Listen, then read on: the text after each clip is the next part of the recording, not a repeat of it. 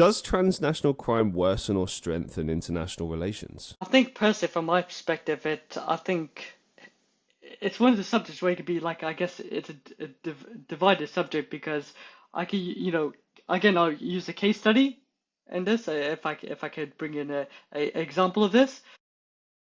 This is going back, I believe, all the way to, I think, for example, when I think it was the 1970s or the 1980s, but when America, obviously, at the time, that was run under the president of Jimmy Carter, who was the president of the United States at the time, and obviously, what he did was there was international issues with at the time with Israel and Palestine and Egypt. But what he did was, he set up like a meeting with Israel and the leader of Egypt.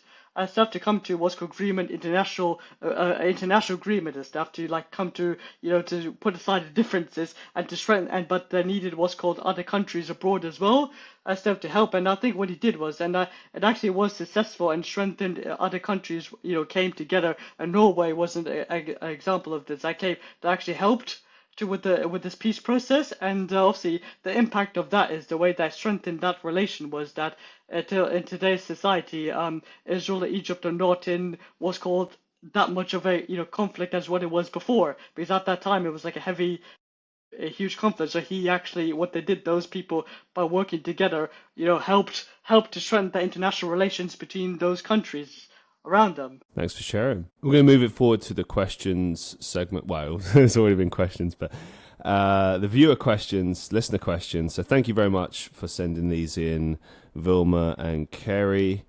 We'll start with Vilma's questions.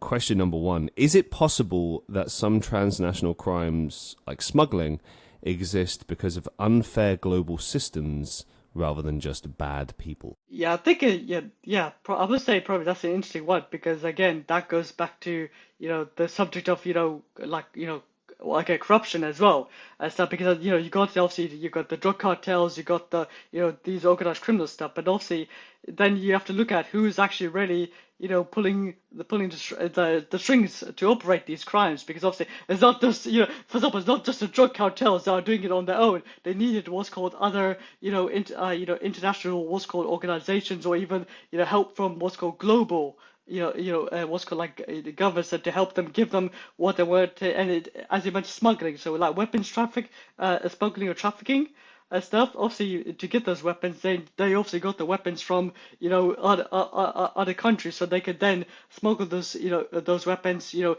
of their country and obviously get them to make the money out of it. I still don't feel like it addresses the question. I mean,